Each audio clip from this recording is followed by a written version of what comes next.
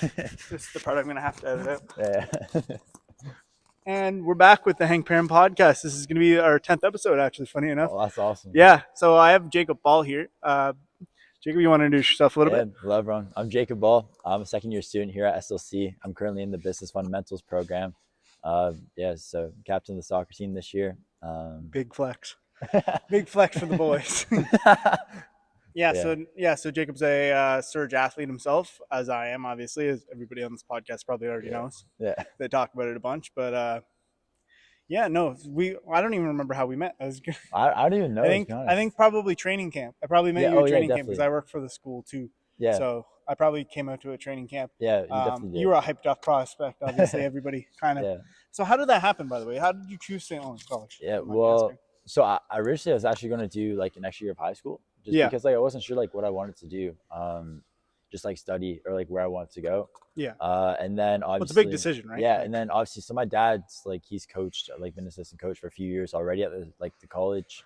Shout out Big Ball. Yeah, and then Carlo, I've known Carlo since I was like 6, so he's been like really close family friend of mine. Oh, really? So yeah, so really, so you kind of like you kind of almost already had like an edge into St. Lawrence. Yeah. Like I've been practicing with the men's team since I was like 14. So that's kind of crazy. Yeah, I came in like I think the veterans. I was there their first year, but crazy. Just never was able to play. So that's crazy. So St. Lawrence is so like Joel. So like Joel, you played. When Joel, I was like training with when Joel was there. Like that's crazy. And how do you think that really like helped shape you as a soccer player? To be honest, like especially like because you're like 14 playing against like real men essentially. So well, like the thing is like obviously I feel like you probably had this kind of issue. Just Kingston being such like a small populated area, like competition is like not as comparable as like the bigger cities like Ottawa and Toronto. So it was a good step in my development, just moving into like the men's game, just getting a taste for it like at a young age. So like when I did transition into like the college like experience the first year, having like that under my belt was just kind of nice. And do you think like it really like did that help you shape basically wanting to come here too? Because you're basically like you're like this is home. Like I've been here before. My house is like 15 minutes from here, and then like so just kind of like the hometown kid almost. Yeah, exactly. Like a perfect story. I just gotta get you one of those banners now, and then we'll be straight, eh?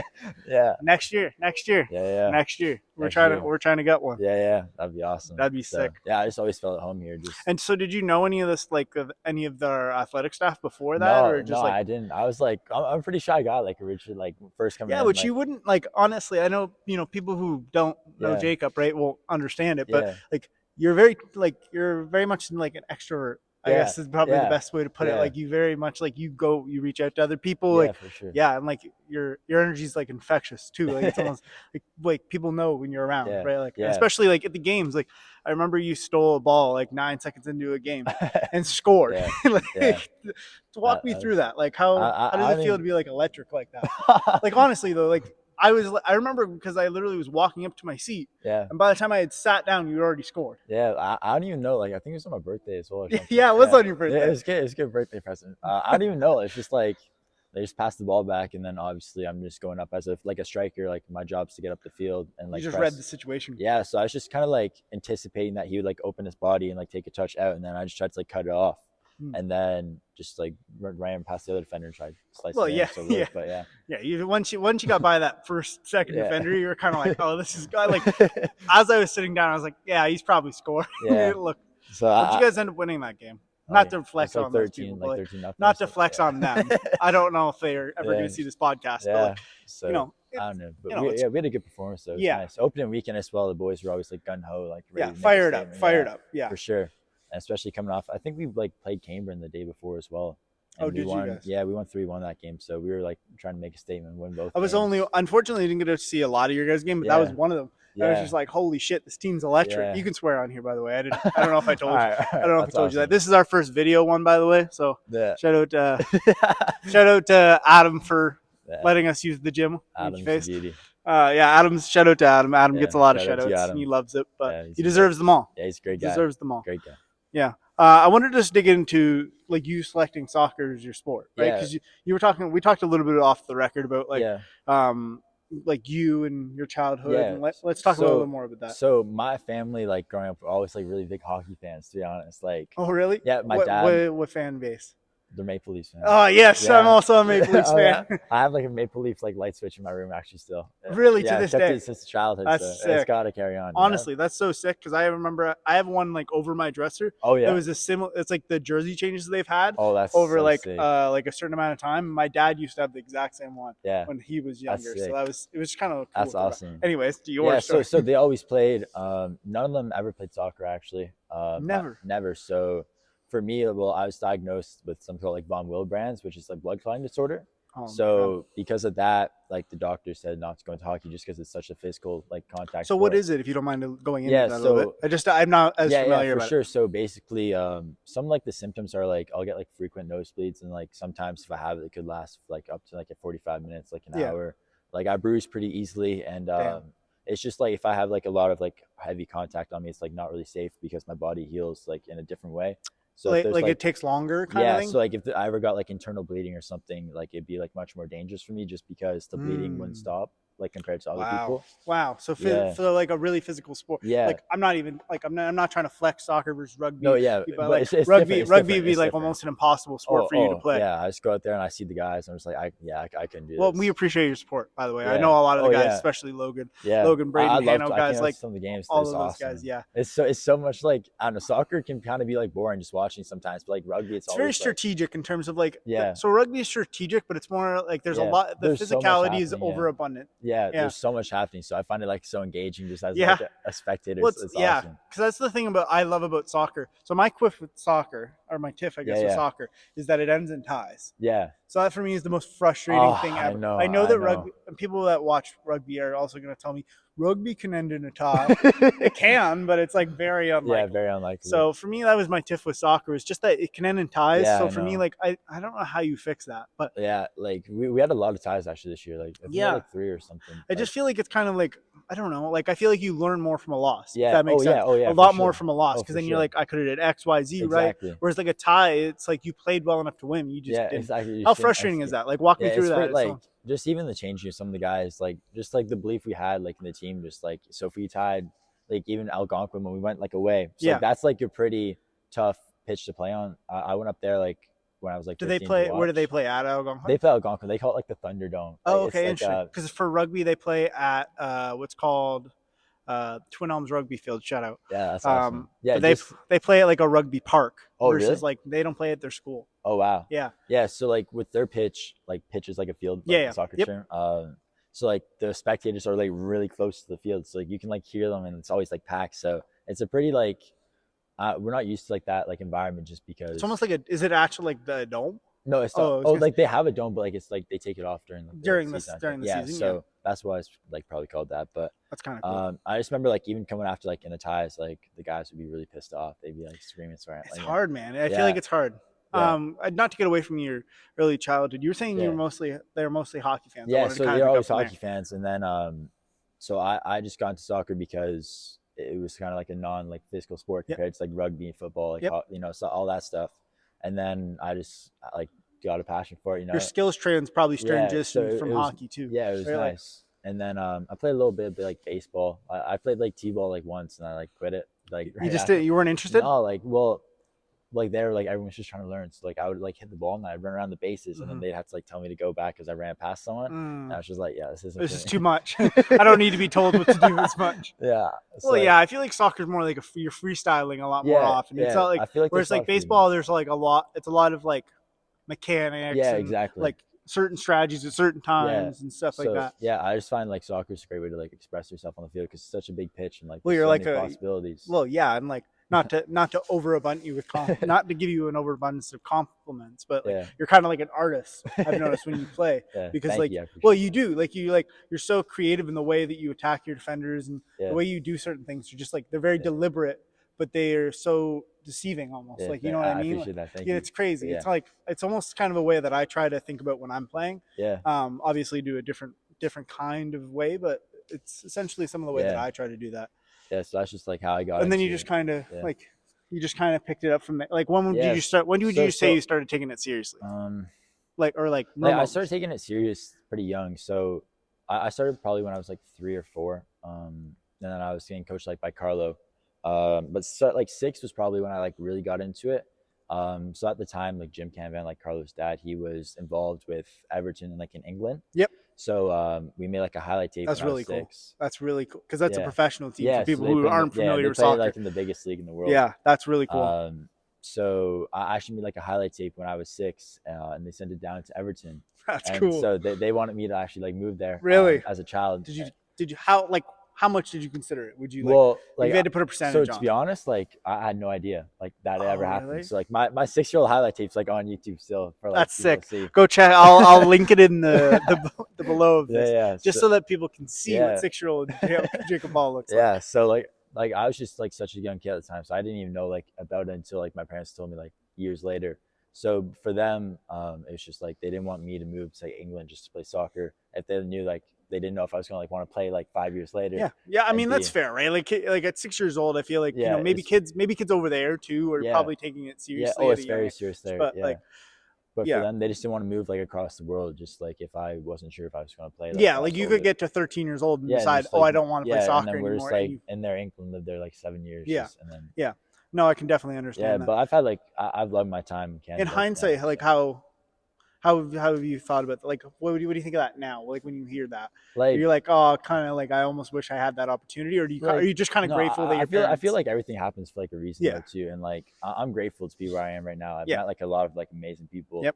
So I don't like think of it as a missed opportunity. I'm just like looking forward. Here I am now. What your next opportunity might be, right? Like exactly. Yeah. So I wouldn't change anything. That's like, so cool. So yeah, I did want to talk about your dad a little bit because your dad obviously a big part of the college when he's around. Like he's people love his energy. Would be the one. He's a great guy. He's a huge and he's a go guy. Yeah, he's a great guy. Guy. So talk about it a little bit. Like who's is he your role model? Would you say? For sure. Like he coached. Because I see a lot of similarities between the two. Well, he coached me since I was like 6 too. Like him and Carlo had a big like play in my development. Yeah. So my dad was like always my head coach, and Carlo kind of like oversaw like the club that we played for. So he was like always there like watching. Then so he kind of like he was able to influence you. Yeah, which is very, I would say, almost very similar to the way Dennis has coached me. Yeah, exactly. I've had Dennis as a coach since I was in grade 9. Yeah. So and like obviously that's it's 13 years ago. So it's awesome. And then like Jim mentored my dad actually like to become a coach. Oh wow. My dad was like kind of one of those guys. Like he tells the story to me all the time, but he used to go to like Jim and Carlo and say like, oh, you guys should be doing like this. Like he was just like this is what you guys should be doing. Like, but he had like no idea, like really just because like he didn't know anything about the game, just obviously playing hockey his whole life.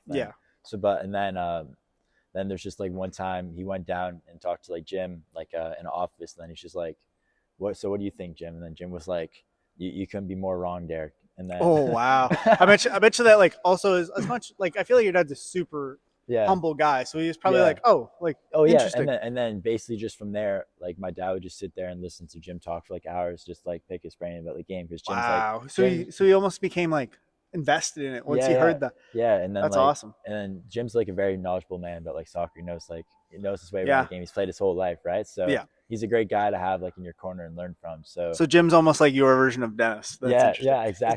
Dennis is huge for me, right? Like Dennis has always been part of pretty much any coaching staff we've had. He oversees everything at the club. I've been involved with them like ever since I can remember. Just like this high. So and then he obviously like taught my dad and helped him become a better coach. So when it transferred to like him coaching me, it was nice. So I always played like up a couple of years, like just growing up.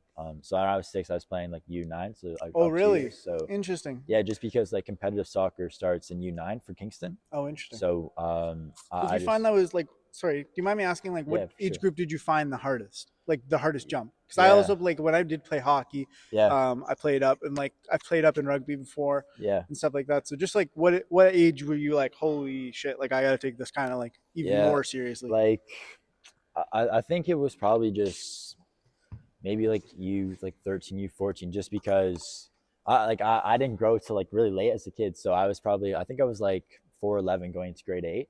Oh wow! So I was like a really tiny kid, right? Yeah. So and obviously playing against guys like 2 years older than me, they're like much more developed, like puberty wise. Well, yeah, physically, mentally, like, they've started to take it. So I had to like adjust my game to like adapt to like those like conditions and stuff. So like that was just like a big moment. That's gonna be such a crazy jump too. Yeah. So just like going, there's like some photos on my phone. It's just like me like this tall, and there's some guys in the back are just like. And were you like? Do you mind if me asking? Like, were you like in like obviously you can answer this whatever way you want. For sure. Like, were you still hooping on them? Like, were you still like killing it, or is it like? Yeah, I always I always did well. Like obviously was able to score goals. It's always kind of come like natural to me. But I feel like as I've gone to like the college seasons, I've really started to progress because like even the quality of players like around me, like you have like, to get better.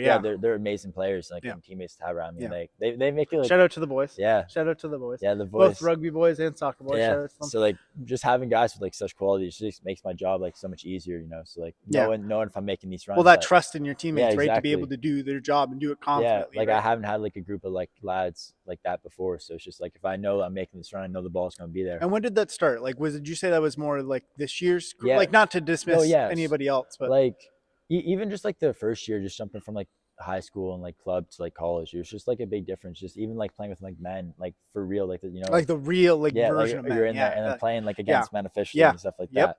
Yeah, especially like it's different playing against like 5th year guys and 4th year guys that you notice. Like, and I was saying that actually recently to somebody, like you notice as a 4th, 5th year guy that like that strength is different. Yeah, it's like it's a man strength versus like, you know, guys are strong, but you can tell when somebody's older. Yeah, exactly. They have so much more experience. Yeah. And like they've been in the league, you know. They've seen it. Yeah. I had a guy this year told me I was old as dirt, which was funny because I ran him over in the same play. I don't know if the guy from Durham will see this, even though they ended up beating us, but he told me I was old as dirt, which I thought was hilarious because obviously 5th year guy. Yeah. So I thought there's a few guys who chirp Brett all the time. That was crazy. Well. It's the worst chirp I've ever heard in my life, too.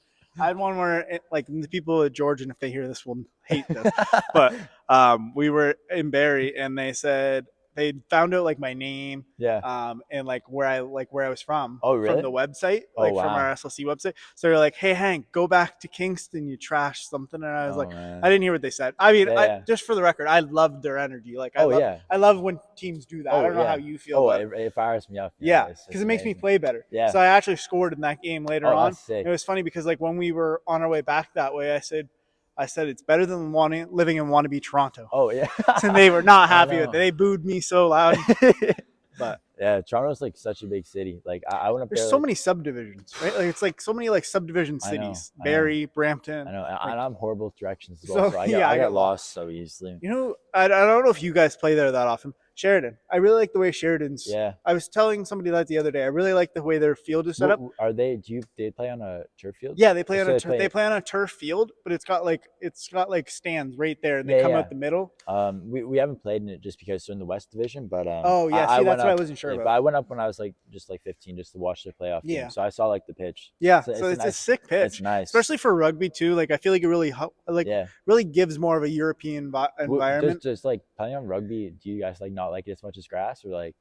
I mean, some guys prefer turf and some guys prefer grass. Yeah. I'm personally more of a grass guy. Yeah. I feel faster on turf, we'll be honest with you, because there's like the conditions here at our field aren't great. Like, apologies for saying that. But I know that they know that too. Yeah. Like, but yeah, I was just thinking like the turf burn, like. Yeah, the turf burn sucks. Yeah, the turf burn's like, a pain in the ass. You know, if you're a guy that dominates contact a lot, then you don't feel it as much. Yeah. But I prefer to play on grass just because of that, to be honest with you. I like a grass. This guy's interviewing me. Maybe this is the Jacob Ball podcast. The Jacob Ball podcast. Hey, listen.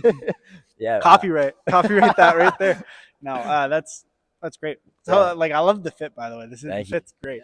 I had to go all out for the Hank Perrin podcast. Yeah, I mean, put it off in the comments. We got to talk about his drip here. Yeah. Rate that drip. I had to go. I mean, my drip's terrible. I'm in socks. He's the Hank Perrin podcast. Yeah, I got better than that. I get the tea. Yeah, nothing's better than that. I appreciate it, brother. Yeah, so appreciate it. We've been trying to get this done for a long time. I know.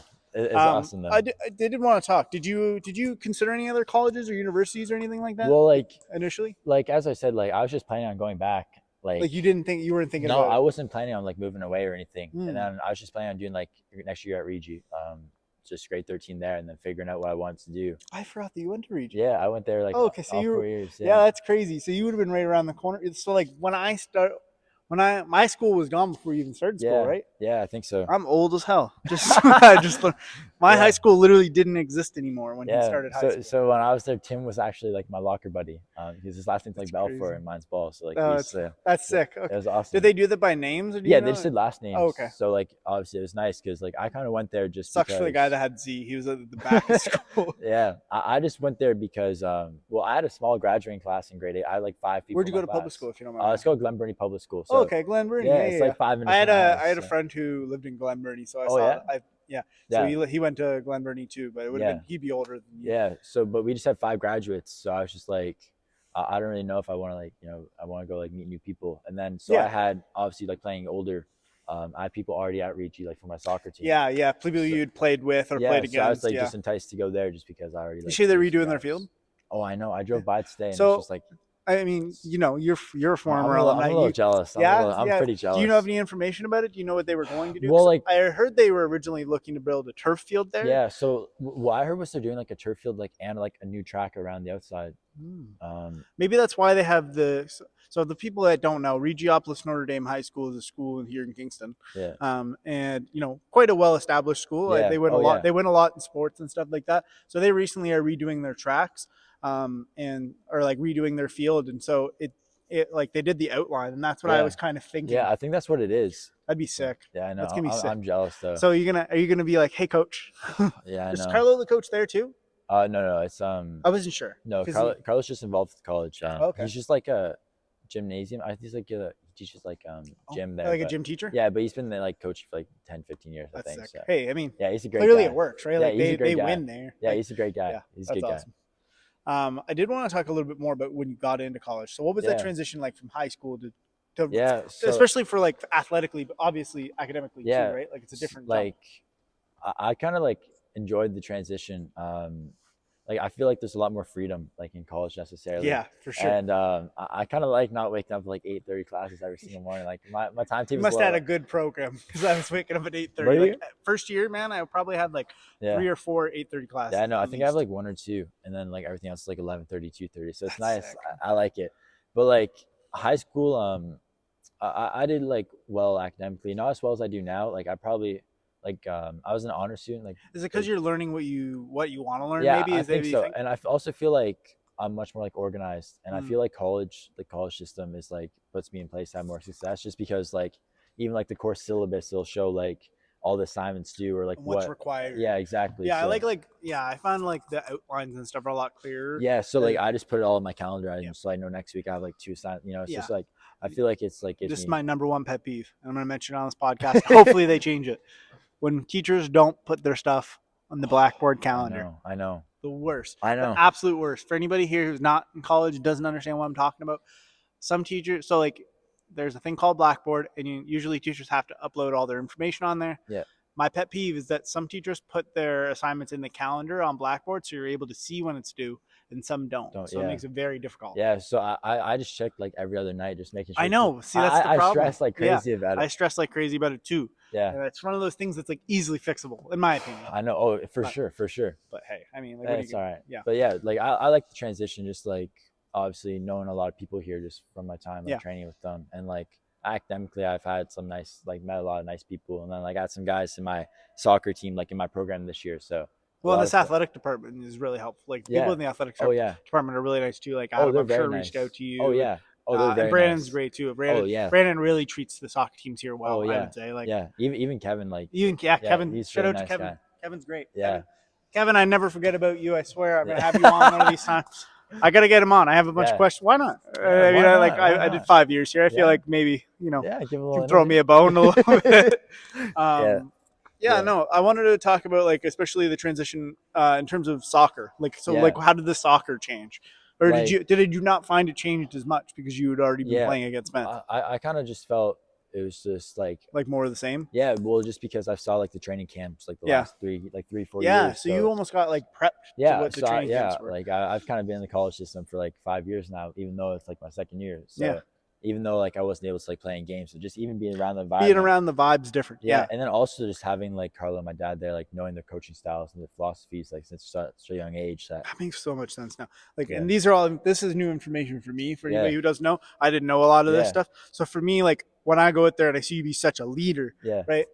As somebody that's in a leadership group myself, right? It made me want to be a better leader because the way you like, you really are good at being able to like, guys, buy in. This works. Like, you know what I mean? Like, that's huge, right? Like getting guys to buy in and build that culture is like impossible. Yeah. But it's such a great thing when you get there. Yeah, exactly. So it's nice. And just seeing like also just the other sports teams around the college and like how they do their things. It's just nice picking like if you see something you like and you're just like, oh, I'm going to implement this into my, it's great. It's so cool. And I feel like all the leaders, like, I made a group a couple like last year trying to get us all connected, and I feel like hopefully maybe they keep that going in the future. Because I think it's good to have captains from every team got to be in a group chat, because I think it's a good idea to it's good for connection purposes, but especially even the thing that Brady had just had at Stages, right? Where they had a Vikings night, or not a Vikings, awesome. Surge night, a Surge Athletics night.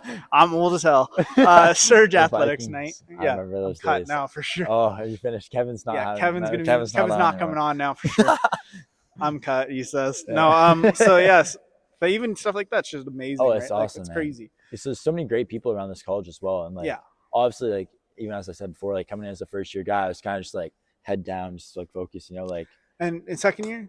And second year, obviously just having made so many new friends and connections, and just because we had so many new guys come in, right? Yeah, that was a huge part. It was almost like a changing of the guard, so to speak. Yeah, just because I was I said, I'm pretty extroverted person around people I know, but people I don't know, I'm pretty shy and quiet around. And how many of the new guys would you say you knew before they came in? The guys from this year, like first years. Yeah. Guys that I guess I would be new to me. Yeah. Quite a few. Not many at all. Not many, really. So we had quite a bit of first years. I think we had 16, 17 maybe. Yeah. I maybe knew 3 or 4. Really? So that was the huge thing that I kind of, not necessarily a rumor I heard, but one of the things is that you played with all these guys, and they were just coming here for a year to play with you, kind of thing. So I played some ball with it's called League One Ontario. So they played so League One sounds good. It's a really good league for Canada. Yeah. It's one of the best before the MLS and CPL. Yeah. So a lot of a lot of Division 1 athletes or semi-pro players will come in and they'll play here for the summer because it starts April. So after I graduate, I'll go down there for the summer, and then it goes just right up till this summer too. Yeah. Yeah. Are you how looking forward to it? Oh, I'm looking forward to it.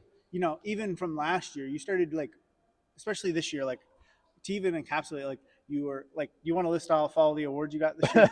I don't have them on deck. What do you MVP? Were you MVP? So I got OCAA scoring champion, OCAA East Player of the Year. Flex on them.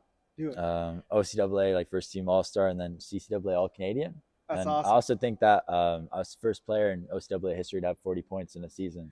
You're the first? Yeah, the record before that was 39, and that's crazy. So I got 40 this year. Thanks so much for coming on. That's so cool. That's such a cool achievement. Yeah, I usually never talk about myself. No, but I want and how much does that how much does that drive you? Because you already know you're him in terms of for me, it's not really about individual success or anything. No. It's just I feel it motivates me that I'm doing a good job for my team and helping them get results, just because you're doing your part. Yeah, exactly. And without my other teammates, none of that would be possible, because the balls have to be passed from somewhere, and then stuff like that. So they make my job really easy, having such good guys around me. So. And how much does it how obviously I expect you to answer this the way you're going to answer it, but I'm gonna ask you it anyways. How driven are you to get that championship? Oh man, it's awesome. I just I remember just even in the summer just counting down days to training camp, and then just You think you got the squad coming next year? Oh yeah, it should be a good squad. I'm looking forward to it. So yeah, I really like that shrug on your shoulder. You said, "Oh yeah, we'll be fine." Yeah, so there's been a lot of guys even just reach out to me and Carlo and coach staff saying that they want to come program, here. Right? Yeah.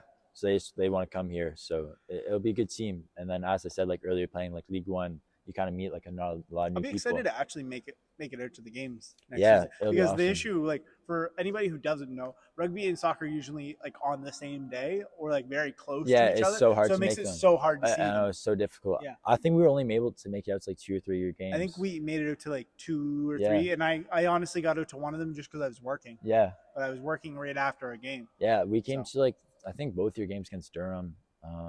Those are scrappy games. And then we came to the one against Sheridan. Those Durham games were scrappy. Oh, man. I was right in there. I know. I saw Hank. So what was your reaction on that? Because I haven't talked about I haven't had a podcast since then. So yeah. I don't know. Do you mean the rugby season? Yeah, I loved it, man. What did you think of because you were there when we started getting scrappy? Yeah. I loved it. Just as a spectator, seeing all the boys just going and get riled up, Originally, yeah. So originally, what happened was the bunch of guys were corralling Logan, yeah. And I was like, "No, we're not doing that. Like, I was standing on business. I said to catch me outside.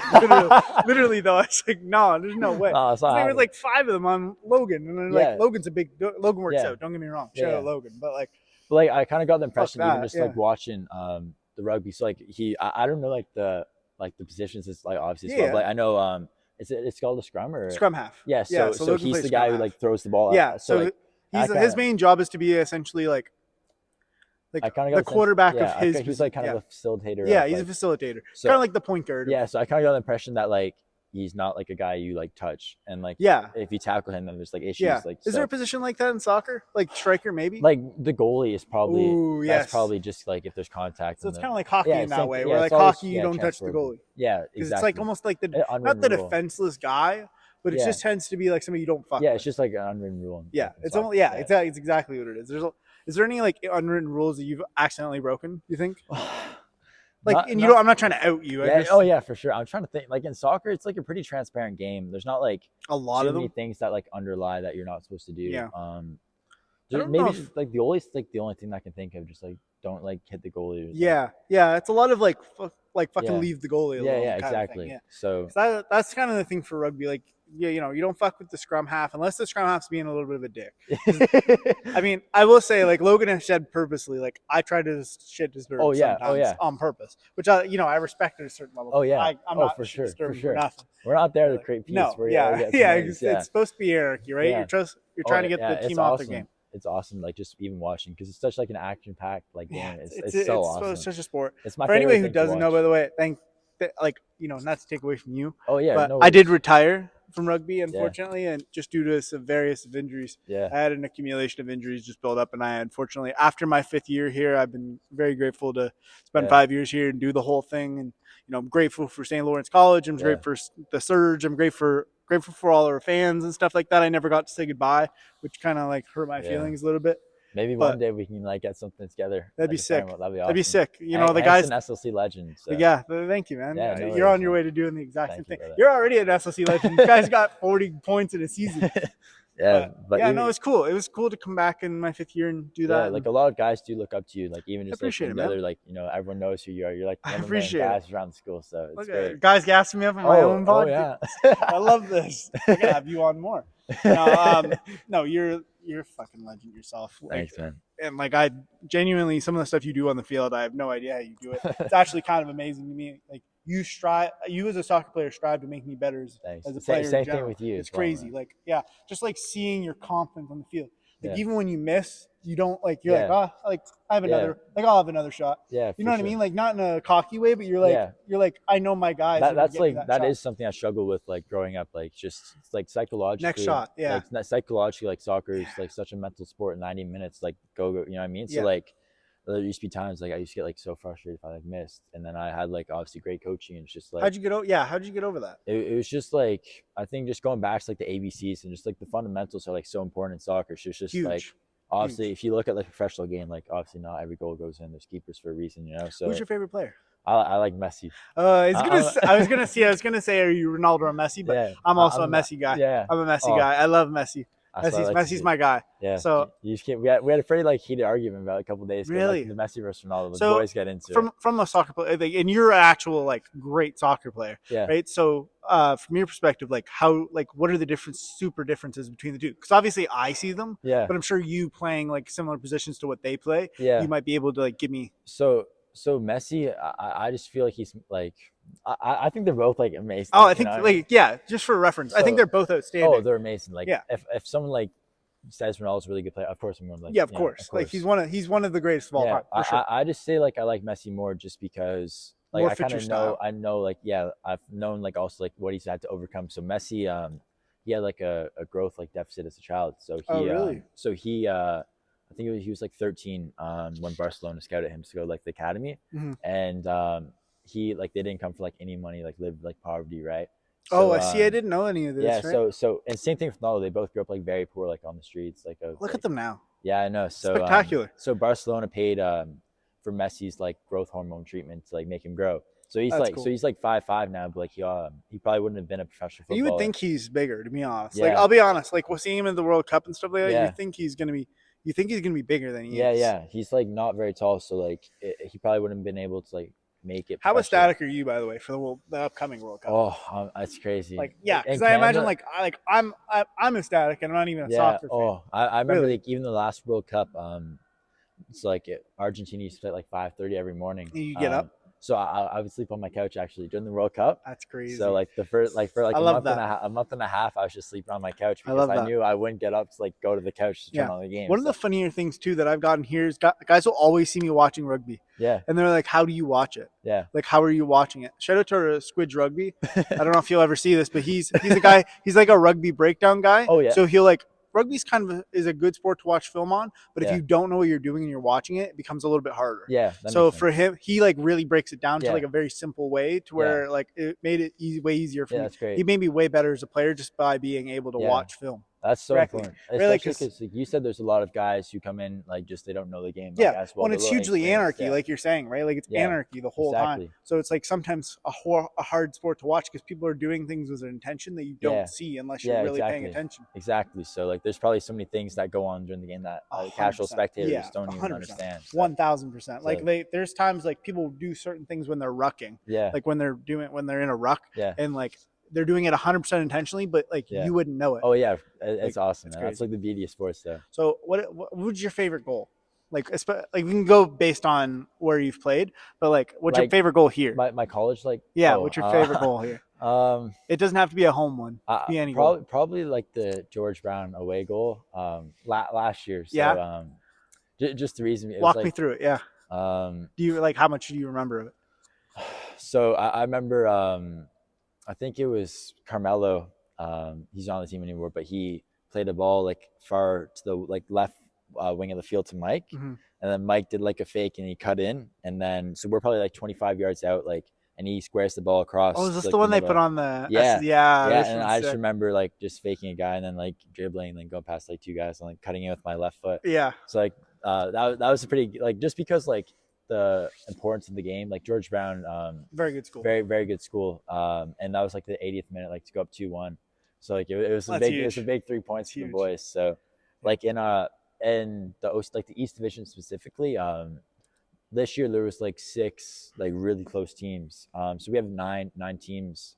And East Division or 9 in the East and then 9 in the West. That's crazy. So there's like 8 rugby teams total. Is there? Yeah. So it's a very so usually it's 4-4.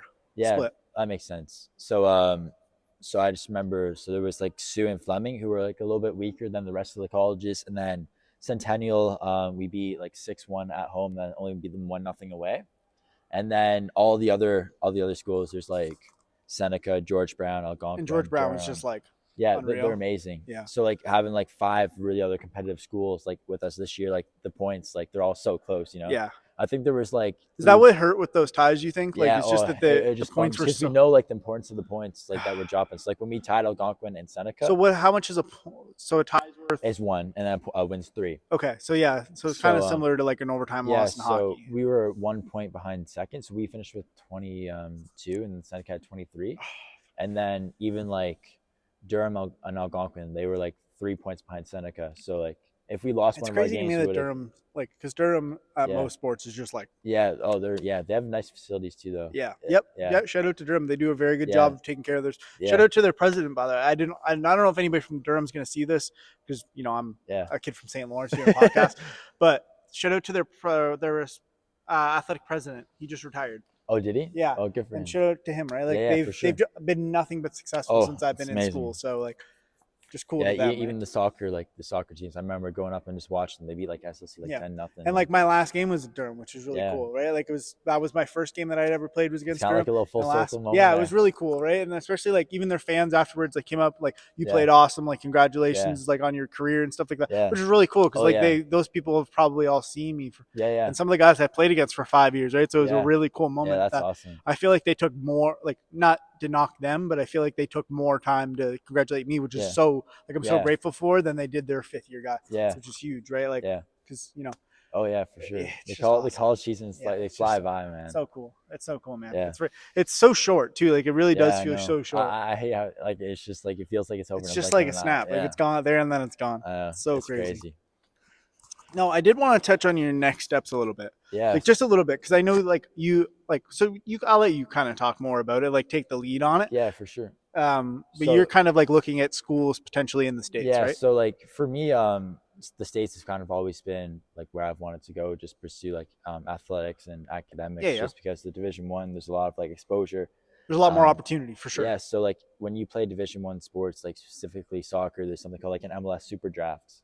Yep. So do you have to play for an NCAA school? Yeah, you have to play a Division I school to like be eligible for it, which is why I want to go down, because like I've always wanted to play professionally. Yep.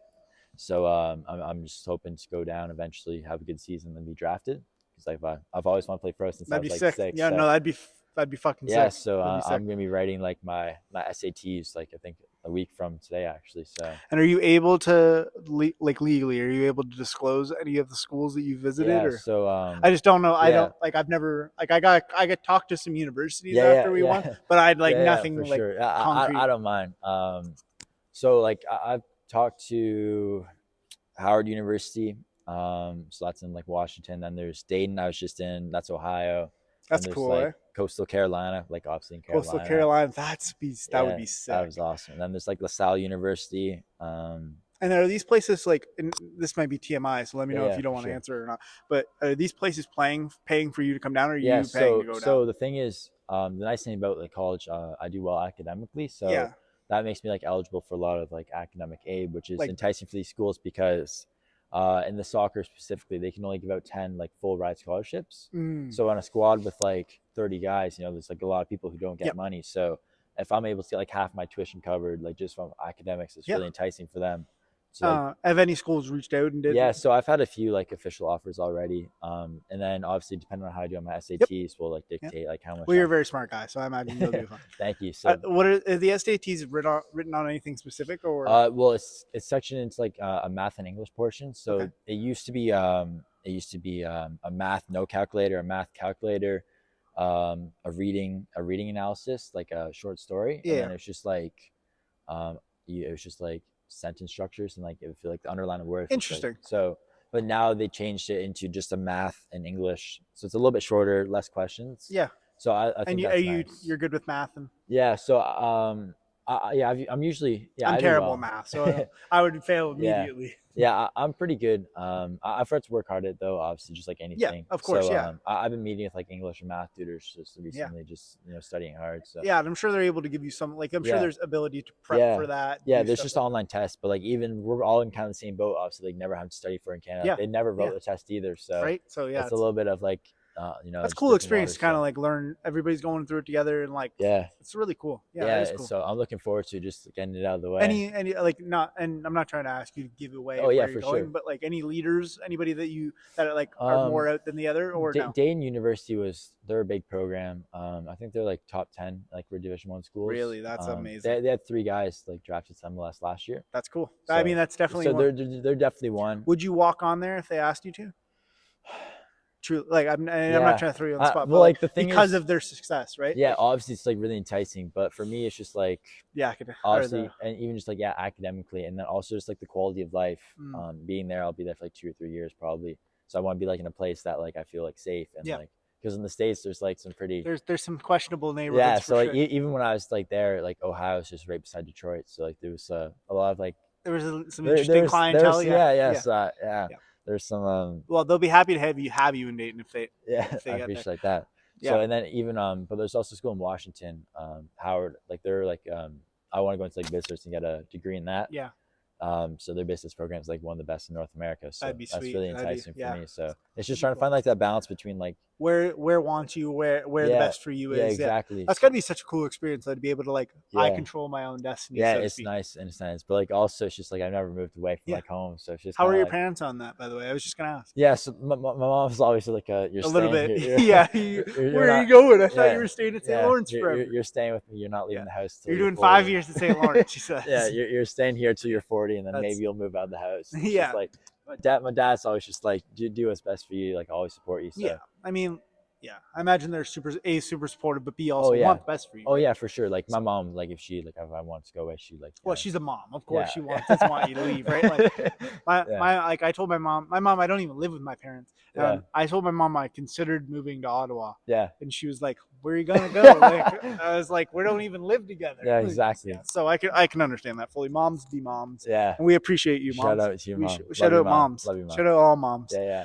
Shout out to the real women. Yeah, the real women. The real women in our lives. Yeah. So we'll see what happens, there's nothing set in stone, obviously. It depends on how I do my SATs. And then also just like so when's the window for that? Do you mind me asking? Like like in terms of like do you do your SATs and then you have a certain date? Yeah, so I'll do my SATs March 9th. I go to Toronto to write it. And then so I've had like a few offers that it depends on the school. So like because I'm an international student. Yep. So their deadline for applicants is like April 1st, but some are like May 1st. So interesting. So it might be a soon decision. Yeah, so I have to like make my mind up like within a month and a half, like where I'm going to be next year. Yeah. So I'll be down in New York at the end of the month. That's such a crazy So we'll see. So I have to like put the pros and cons and everything. Yeah. So yeah, for sure. But I feel like wherever I end up, I'll be happy just because I'm doing what I love. You're just grateful to even the experience. You're probably grateful for, right? You're super humble. I'm just doing what I love and like there's nothing more you can ask for than that, right? Like, and that on a lesser of a high scale, I guess. Yeah. Like I'm grateful that St. Lawrence has been able to give me that freedom in terms of that too, right? Yeah. Like they've been great. They facilitate like such an amazing. Yeah, experience. they're awesome, and they they go out of their way to do what they can. Yeah, it's been awesome. Yeah, like, I have nothing like else but positive things to say about my time here so far. So is it returning here next year? Probably not likely. We'll see. Like just kind of depends on what they look like. It depends on like obviously how I do in my SATs, and then just like how, if I want to like even move away. Like I've never if moved you want to go, right? Right. Like, and then even like SLC is like always like gonna be my home, you know. So like even if I'm seeing if like I want to move away from, what I mean, it's just like dependent. So I mean, it's always good to weigh your options, right? Like you're not saying no, but you're saying like I'm gonna look at my options, see what I have. Just because I've always like wanted to play pro, so it's just kind of like see what happens, But and then you want to do whatever you can do to be pro, right? Yeah, and then even like the League One season, there's like a lot of exposure. So my one of my teammates actually from the summer, he was our backup goalie, like to give you an idea, but he just played for Team Canada U20 like in the CONCACAF qualifiers. Really? Yeah, so that was awesome. Just like even just training with him like every day, just seeing that's cool. Like was the one here or no in Toronto? In Toronto. I was gonna say he was our backup. He was like our third string goalie, and then he's like playing for Team Canada U20. Crazy. So it's awesome, man. So that was like what's the gentleman's name that played goalie for us this year? The young kid. Neville, yes, yeah. Neville. Neville's a gem. I love him. Amazing guy. He's so funny too. That's the thing. Like I know. He's like awesome. Sneaky funny. I guess like, you would think he's funny, but he's funnier even than that. Oh, I know. He's such a great guy. He's a great guy. Nothing. I was supposed to say great things about him. So so like we'll see what happens there. Obviously, like during the summers, because there's a lot of like exposure, especially for like young players. There's a lot of like clubs. So that's the plan. Try to go pro then. Yeah. So I've always wanted to do it, and then just try and put myself in the best situations. Like your favorite MLS? Toronto FC, of course. Of course, yeah. Of course. So hey, Toronto FC, give my boy a contract. What are we doing here? What are we doing here, guys? So. Yeah, so that'd be spectacular though, right? Like, and like, what do you make as a professional soccer player in terms of like, and I'm sure you've looked this up before, but like, what do you make at that baseline? So it depends. Obviously the level you're playing at. The MLS itself, I think, minimum salary is like $170,000 a year. Damn. Be living pretty in Canada. First year, so that's typically like people who come in from MLS draft, they'll go and make like $170,000. There's a lot of guys too. Like I've seen that they'll get drafted, and then can you elect not to go to a team and go back? You can like request like trades and stuff. Interesting. But yeah, you can also like you go back to like uni if you want. Yeah, that's what I mean. Like I've seen guys get selected. Like there was a guy who now is a kicker for the NFL. Yeah. And he decided not to go Toronto FC. And you can choose like your path, which is nice. That's cool. So yeah, usually like there's people coming into the draft, so get like the entry level contracts, and then from there, like the more experience you get, like, if you do well. So cool. So it's pretty awesome. That's gonna be so cool. But like even League One, I don't even know if I'm allowed to like disclose this, but like so we were getting. If not, we'll cut it out. Yeah. So we were getting paid like to play there, which is nice. Oh really? That's cool. That's sick. So we were getting, I think it was like 400 for like every game that we played. That's sick. So that's an amazing. Yeah. So even like this year going back up, there was like I'm gonna get like 3 of my other boys to like come play like on the team with me. Yeah. So we're just gonna go rent a house in Toronto just because like we'll That's get paid sick. enough to That's do no, that. that's amazing, right? Like if you're getting that opportunity, right? Yeah, Like so it's nice. that's cool. It kind of reminds me of the way the Arrows used to have. So the Toronto Arrows were Canada or Toronto's Major League Rugby team that they had. Unfortunately, it folded. Just due to funding, like the funding dying, sense. Unfortunately, because the economy. Yeah. Oh, Jesus Christ. We could go on all day, but the economy. Well, maybe not because it's not that good. It's not that good. Yeah. No. But yeah, so they folded, but I know that's what they. So their owner was the owner of Just Junk. Okay. So he would give their guys jobs, and then on top of that, they would make what they got paid. So they only got paid like $25,000 to $30,000. Yeah. But then they would get jobs on top of it that were like full time. So they were able to like supplement their way of living here. Yeah. Which was quite nice. Awesome. Yeah. Like with us, so like I think we make like $2,000 a month. That's pretty good. But we also like if you pull that together in Toronto, you can get a place. Yeah, so we'll have like $8K combined. Like, man. So like we'll get like an Airbnb. So and the nice thing is like we'll just train like 3 days for like 2 hours to play games. Like there's 3 days we're off, and then like that's sweet. So you're just living life. Yeah. You're so like we'll just practice on like 7 to 9 nights. So we have like the whole time. And then you come like what if you were to hypothetically if you were coming back to St. Lawrence. Yeah. So we would just come back for training camp. Like usually that's like second week of August. Yeah. So it's nice. The League One season usually ends like early September. Because it would start. It would be in April, right? Like so it usually goes April to beginning of September, but a lot of people, as I said, they'll leave like to go back to their camps and stuff. So, but yeah, that's what I was doing like last year. I was just coming. That's cool. So I live in Kingston for 3 days and then go there for 4. Yeah.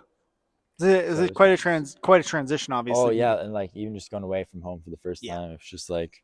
But it was good, like baby steps for me. I feel like. Yeah, I mean, like especially if you're trying to go, like you said, you're trying to go to university in the States, right? So it's not a huge stepping stone, but it's a good one. It's nice to get out there and like get the experience. So because like if you go to like a school like even in Coastal Carolina, which I'm pretty sure I want to say it's like I don't know, I want to say it's near a highly populated area. Yeah. So it's like it'd be good for you to get that exposure because that's what Toronto has, right? Is that huge amount of population? Yeah, the States is massive. Yeah. So like, but yeah, just going away from home first time. Even like Dame was like an 11-hour drive or something. That's cool. So it was sick though. So it's always like those two are memories that you get to make. Yeah, I know. Especially it's like, awesome. Did you go with your dad? I've been to that like all of them, but the one in Dayton actually he wasn't able to go. So that was my first time going. That's so cool too, though, because you're getting like that experience with your dad. Your dad not living vicariously through you, but he gets to like I don't know. Yeah, obviously it'll last like a lifetime. That's stuff that he's never gonna forget that. Yeah, exactly. Right? Like, so it's kind of just like a touching moment in a sense. Like obviously I'm going there to try and make the squad and stuff, but like even just thinking of like I've had this opportunity. And it's probably a validating moment too for you because you're like, look, all the things that we did. Yeah, exactly. They made it. Like we made, like not in terms of we made it yet, but like we're making those steps down. Yeah. Like, that's so cool. Yeah, even just like on the front lawn, like go out there for like hours and hours on that, just playing together. Yeah. So. Like I remember when we won our championship, and I don't try to bring this up every podcast. The banners up there. Yeah, the banners up there. I see. I mean, you can't see it right now, but it's spectacular. And even like I remember when I had my gold medal, I called my dad. Yeah. First person I faced. That's awesome. I was the first person to get there that day and last person to leave. Yeah. And I remember FaceTiming my dad. That was probably one of my favorite memories, other than the party we allegedly had. That was legendary. The party, that party was ridiculous. Ridiculous. So many houses. Like I crowd surfed at one point. Yeah. Like, it was nuts. Yeah. One of my favorite memories is like just calling my dad and seeing that smile on his face, being like, awesome. look, all that hard work, all those times, all those weekends when I couldn't come visit people and stuff like that. Man. This was why, right? Yeah, like, exactly. It's awesome. Cool. That's cool. I never got to see what the medal looked like, but maybe, you know. Yeah, you're going to win one next year. Yeah. You're going to win one next year. You're either going to win. I still got 3 years. Yeah, you still got 3 years of eligibility too. That's so nuts. So but the team's looking strong next year. Yeah, would you like? Is that something you would consider too? Like coming back here for another year and then going? Yeah, like or do you think it's always a consideration for me. Do you think those universities would still like be more interested or less interested? Yeah, like, or have you thought about that at all? I think at that level they just care about like performance. So like it doesn't really matter like when I come as long as I do come. Because there's so many like players to pick from there. So like it's just like if I go there and I do well. When they see a unique player like you coming from Canada, they're like, okay, like, and then even the thing is like even if I do get drafted, like they can just bring someone in like fill that spot. You know, it's just like they have such big like player pool to pick from. That's so crazy, isn't it? Like it's just a crazy thing to think of. So do they have like a certain slot of international guys they can bring in? So they can bring in as many as they want. Tuition is like a little more expensive for international students, obviously. So they have to be careful, like obviously, like paying how much they're giving guys and stuff like that. Yeah, yep. That makes sense. But usually, like the top schools, they have a lot of like foreign presence. Yep, of course. Yeah. Even Dane, like they have a lot of guys. I think it was from like Ganya or something like that. Just because they're like super talented, super committed, hardworking, like all the characteristics. Yeah, I was right? really surprised. Like when I went down, there was just like 4 or 5 like guys that they just like moved from Ganya like to come live and play soccer. Yeah. Just, like, so it's just like probably like I've never been Ghana, but I imagine like that's got to be life changing too. Right? For sure, yeah, for sure. Even like it's just like mesmerized me how they can like have the connections to like fly down and even just like know there's players like there. Like, like their scouting departments and stuff like that. It's crazy, man. Nuts. It's crazy. What was your favorite campus to visit, if you don't mind me asking? Like what campus? Like not necessarily maybe not their soccer or anything like that, but like what about which campus were you like, holy fuck, I'm in the NCAA schools? Like, there's like a few for like different reasons. So Dayton, I actually got lost like trying to get the field. It's so big. It was I went to, so they have 3 state soccer stadiums, and I went to like so I went to the wrong 2 fields the first time, and then I finally went to the right field like the 3rd time. That's crazy. And I'm just like, man, this is like it's nuts. And nuts. There's like 2 like 50,000 like seat stadiums like that aren't even like the fields we're practicing on like right now. It's That's just nuts. Like, and then I found like Washington, like obviously just being right beside like the White House, nice like nice area, and then like the schools, like all the schools I've been to, I kind of been like old school like brick, and like they're older, they're not like not like they get good funding, but they're not like they're like Florida, Miami. I kind of like the old school vibes though too, and then obviously with like the modern like facilities and stuff, I kind of like feels like a traditional vibe. I kind of like So I can understand that. Whereas some schools may be way more modern. Like, for sure. I don't know if you saw, but there was a school that just got like $100 million to redo their like athletics department. Holy shit, man. It was crazy. I saw yesterday that there was this high school in Texas. This is just for football. Their football stadium was $56 million. A high school. That's nuts, man. Do you imagine like going to your cafeteria and there's McDonald's and it's nuts, all that stuff? I remember even just like driving by.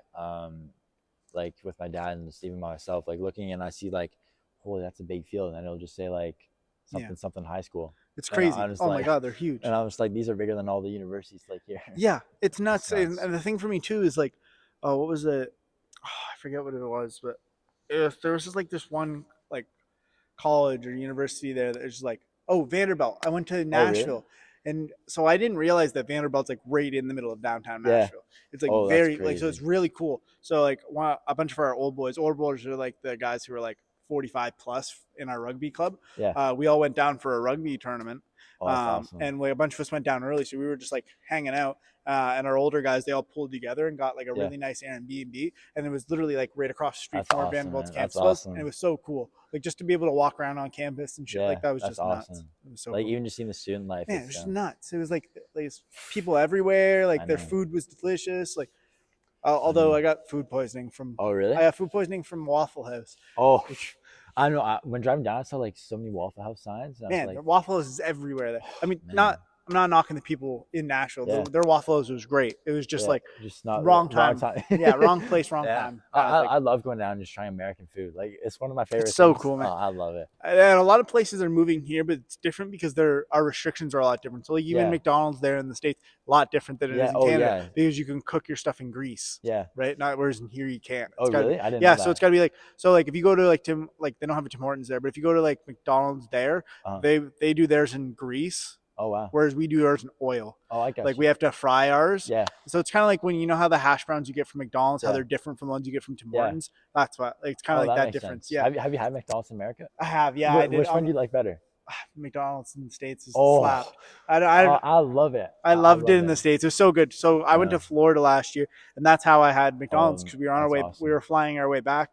And my girlfriend's dad went, hey, like, I want to get you guys breakfast. Let's go to McDonald's or whatever, right? Because we had to get on the flight. Man. And I was like, man, this fucking McDonald's slaps. Awesome. So I was like, this McDonald's is so good. I'm kind of like nervous if I do go down there. I'll be like, there way too much. We just got to be in the cafeterias and stuff like that. Find good stuff. I need to stay away from like really. I mean like McDonald's. Oh like, yeah, don't go. I need to like stay away from like locations close to it. Like, and the thing for me would be like Sonic or somewhere that has like good shakes. Man, especially now that I'm at like, so like I kept like a pretty strategic like very low calorie kind of diet when I was playing, and now that I'm retired, man, I had a poutine at dinner earlier, and I was like, this is great. Oh, that's awesome, man. It's like I didn't eat poutines for like 5 years probably. Oh really? Like the whole time I was here, like the whole time I played here, never had a poutine. Yeah. Like just because I wanted to be healthy, right? Yeah, and that for makes me, sense. like I don't shred weight like super easily, so I was like, I'm not gonna put myself in. That makes sense. I'm not gonna put myself in a bad position. Yeah, right? So, I usually just like eat pasta all the time because like I'm like a third Italian. Well, I went from being 275 in my first year, to being to dropping to like 190 pounds. Oh wow! In like probably 8 months. Yeah, which was probably not the healthiest thing. It was just due to me going through some struggle, and then also in terms of like just wanting to get better. The coach was like, Dennis was like, you're a really great player, but you only can play 10 minutes right now because you're cardio. Yeah. So I really had to pick it up. Oh, for sure. That was what lit the fire under me. So yeah, ever since I did that, I've never really been able to get back up to that. And not that I wanted to be honest. I have a hard time putting on weight. That's like it's like don't start eating the burgers and stuff at McDonald's in the States. That's not how to bulk. I'm 170 right now. They have nutritionists and stuff like that too, which is really cool. Yeah, they'll just give us meal plans and like they'll have cooks who like cook for us. That's sick. Oh my god, that's so cool. It's awesome. That's fire. Because I'm not a very good cook. What's one thing that people don't? Not to switch up, but I just realized we're like that. There's some topics I wanted to get into. Like, what's one thing about you that people don't know that you think like that you want people to know about? I guess, or like, what's one thing that you wish people knew about you that they don't? Yeah. Because like you were saying, you're kind of introverted, and I imagine there's some people here, right? So like maybe I don't know. Maybe I don't give off like too like approachable vibes for like people who like don't know me, just because like I'm not. Like I'm like nervous to go like talk to someone I don't know. So, like you don't want to be the one to initiate. But like so I also feel like sometimes people like are a little bit hesitant to come up and talk to me if I'm like not like going there. So like they don't know your vibe kind of thing. So I feel like maybe like aren't like as hesitant to, like, or come up to like talk to me if I'm not like initiating the conversation originally. But because they don't see they're like, oh, I don't want to bother them kind of thing. Yeah, exactly. But like I'm a pretty easygoing guy. So like, see me. Well, I'm sure at the banquet we'll have like all the teams are probably going to have a very wonderful time. Especially after the banquet. I imagine there'll be some shenanigans happening for sure. Oh, for sure. So I think that's just like the one thing. I'm just like a pretty approachable guy and just easygoing, but like obviously I was like a little bit nervous trying to go meet people. Yeah, you don't want to be the aggressor, like in terms of like you don't want to be aggressing the conversation. But like if I get to like know someone, just like meet them for a few times. Oh yeah, like we've chatted for 2 years straight. Yeah, exactly. You know, I was actually nervous to ask you about the podcast, not necessarily because I thought you'd say no, but I was just like, I don't know if it's kind of his vibe. Yeah, for sure. Yeah. But I was just like, I figured, you're very interesting. You have a lot to talk about, right? And your journey is really cool, man. Great. Like, so it was really cool. Yeah. Just being able to have you on. Yeah. But like, there were some other cool questions. Yeah. What about you? What's one thing that people? One thing. I know it's such a tricky question. I don't even remember what I really am. Like, what's one thing that people don't know about me that I want them to know? Yeah. I'm the hardest critique on myself. Oh, people don't know that. I'm so hard on myself. It's really hard. Like I actually don't listen to my like podcast back or anything like that for the same reason. I don't like to listen to myself. Oh, yeah. I'm very I don't know how critical of myself. Yes, I'm very critical of myself. So that's probably one thing that people don't know. Because people often say like, oh, like you do all this good stuff, or like they give me all these really nice compliments. But it's almost like sometimes it's in like actually my coach Dennis put it in a really good way. The biggest opponent for you is yourself. Yeah. Right. Like, cause that was something that took me years and years and years to get over. Yeah. It's just getting out of my own way. Oh yeah. Right. Like, and just being able to trust myself. Yeah. I have the same issues as well. That's probably the main one that people don't know about me. Yeah. That would be interesting to them. I also really like to read. People don't know that. I literally love to read. School unfortunately has ruined it a little bit for me, but I do love to read. Oh, we do. And my girlfriend's really like, shout out to her. She's a huge she loves books. Like she finishes like books like it's crazy. That's awesome. That's awesome. I think the one day she sat down and finished like 2 or 3 books in one day. Like she just loves them. That's awesome. That just kind of like made me think of something like not too many people know that I'm into like investing. Actually, you like to read? So no, I like to invest actually. Like, ooh, yeah. That's something that give like me some investment really advice. Knows. Just like because like for me, like I keep downloading these apps. Yeah. I'll be honest, like I'm trying to invest and like build my portfolio and stuff, but I don't know where to like necessarily start. Like, so how did you get your start? If you don't mind me asking. For me, like I'm not too like into like stocks. I'm more into like crypto. Yeah. So for me, I just went on like started watching YouTube videos, just seeing. Is that really how you did it? Yeah. Yeah. So I started when I was like maybe like 16, but then obviously I wasn't. Did you pull out at the right time or no? Yeah, it's been good so far. There we go. I didn't know because there was like a huge crash that happened a while ago, right? And a lot of people lost a lot of money. So I wasn't like legally able to like trade, so I just like did it for my dad because I get to be 18, right? So I always like help my dad. That's good. So for him, obviously like crypto is doing like very good right now, which not too people I know about. But so maybe start investing in crypto again. Yeah, it's good. So like basically in crypto, there's these things called like halving cycles. Yeah. And halving cycles happen every 4 years. So basically, after every 4 years, like the amount of like Bitcoin circulation like cuts in half. Oh, is that kind of what happened before? Yeah, so it's kind of like just like the supply and demand principle. So obviously, like if there's less Bitcoin in circulation, there's a higher demand. So like the prices go up. Yep. So the halving cycle is probably like 3 months away, 4 months away actually. So now it's buy now. Yeah. So I gotta buy some. I gotta buy some crypto is what I'm hearing here. Yeah. That's something I know. I never would have guessed. Yeah. I gotta be honest. Like I never would have guessed. Yeah. Not too people realize like about that. And then obviously just like put money into like S&P 500, like Fortune 500. Yeah. So Fortune 500s. Just because they like yield like 11%. Oh, they're always gonna make money. Yeah, exactly. So I actually had to like stop investing like during soccer just because. Like during the summer, there's probably like times I like was there like 13 hours a day in front of the screen. You're like, I'm doing too much. Oh, I just like I look down at the screen, I see it's like 11 o'clock in the afternoon, and then I just see it's like 7 o'clock, and I'm just like, what? How much do you train? Do you mind me asking that? Like for soccer? Yeah, for soccer. Yeah. Like how much would you say you train? Like if you had to like accumulate it so over? Obviously like depending on the season. Yep. Like the type of season. But like right now, how often are you training? Because I know you just did a tournament. Yeah. So today. So usually. Right now it's kind of like off season, so we're just kind of getting back into it. So probably like, well, I'll train 6 days a week. Yeah. But then they're not like so it's probably like 15 hours right now.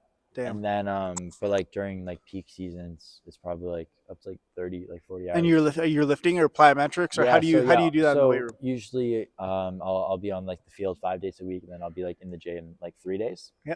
So like that's probably like 17 hours roughly. And then I also will do like film analysis, like game review, like stuff like that, which is like a lot of just. I just restarted watching all of our film from the season. Yeah. Because the issue is for me is like I knew it was coming to an end. Yeah. So for me, like I didn't want to watch a lot of my old films, but I'm just starting to watch it now. Yeah. So like I probably say like 25, 30 hours like peak because like that's also crazy. Like you don't want to like overtrain. Yeah. And, like, you don't want to. You also want to make sure your brain's a temple, right? Like yeah, you gotta exactly. Make sure So you gotta like give yourself rest. Obviously, it's really important. I feel like that's something people like didn't know too much about. Devalue. Yeah. That's so like, but now with all the research and stuff now, so it's nice to like work efficiently, not like hard, So work smart. And you're pretty injury free too, to be honest. Yeah. Right? So like, but even like during the season, I kind of had some injuries that like, nobody like really knows about just because the college season's like fast. So you like, are you not? Cass, don't watch this part. Yeah. Are you a like tough it out kind of guy? Yeah, so like not too many people like even knew like I was like injured. It's not really something like I want to go around like talk to the boys about. Nope. And you don't have to disclose as much. No, I don't mind. It's just like kind of like in the season, I don't want to like have any like doubt in people's minds about like how am I doing? Like that. I just want to be like all in with the guys, and then like I can understand after the season, like if I need to take time to heal, I'll take time to heal, So but I had like a couple like pulled hamstrings or like I had like a glute muscle like no, that's the worst. So I had like that during like the whole season. So there's like times like towards the end of the season, I was probably like on the field just like once a week for the guys, and then like during the practice, I'd be like in doing rehab like in the gym or like ice bath. So you were really grinded out there. So yeah, I was just trying to like get fit for like the games and everything. So just because the college season's so fast, so many games, right? And the back-to-back games just kills us. I remember when I broke my ankle and I came back, I was literally walking to I'd walk around in a boot. Yeah. And I would walk to the games in a boot, get taped, play, and then get back in the boot.